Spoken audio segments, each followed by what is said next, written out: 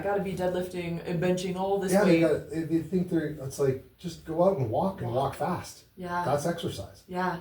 Because if you're doing aerobic activity and you're at a zone 2 level, which most people can get to, and everybody's zone 2 would be different. So someone could go and walk a mile, and that's in a zone 2.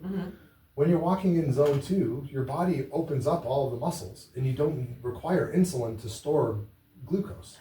It just opens and it just floods in because of the hormone release. So, that's incredible. And the structure of the muscles demand it. So yeah, our bodies were made to exercise. Huh. That's so cool. That's important to just keep moving. And that's why older people that are still so active, whether just gardening in their flower beds, whatever it is, they live the longest. As soon as your job quits and you just become sedentary and you sit on your butt all day, you die. Yeah, my father-in-law says you have to retire into something. Yeah. You can't retire from something. You've got to retire into something. I got to be careful around this. Yep. So, yeah, I believe that. That's a really good way of looking at it. I didn't have that perspective until he said it. But if you're going to retire and just plan on doing nothing, you're going to die sooner than later. Makes sense. Yeah. My dad's a good example. He's 80 years old and he just never stops. Good for him.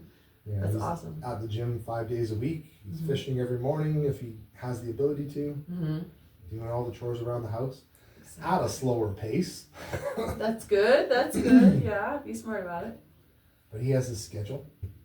He's going to cut the grass on this day and take the garbage out on that day. And Good for him. Yeah, it's good. I feel so Probably good. the reason that he is 80 years old. Yeah, exactly. And still up and about. Took him a while though to learn.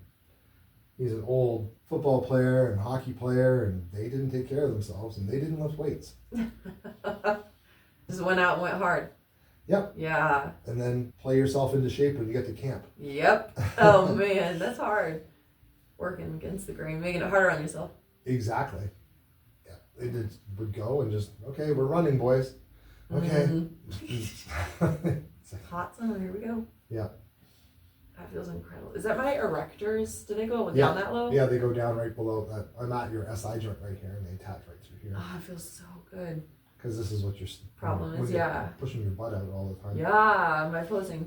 We were doing hip thrusts this morning, and Sarah, this is what we were talking about. If your core is tight, you're able to engage your glutes more. And I think that's what my problem was at first. Before she started doing that newbie on me, which engaged my glutes and made me have that mind-muscle connection, I would just I would let the weight bring my body back and then try to push it forward instead of staying like a hard board and then moving it with my glutes. It's so wild. It has to start at that insertion point that you're moving through. It can't be the whole rest of your body trying to help kip it all up.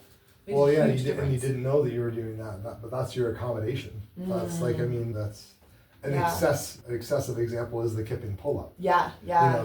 How many kipping pull-ups can you do? Well, 15. How many regular pull-ups can you do? None. Yeah.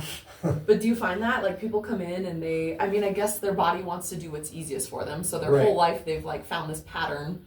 Right. That's a little easier because they're stronger and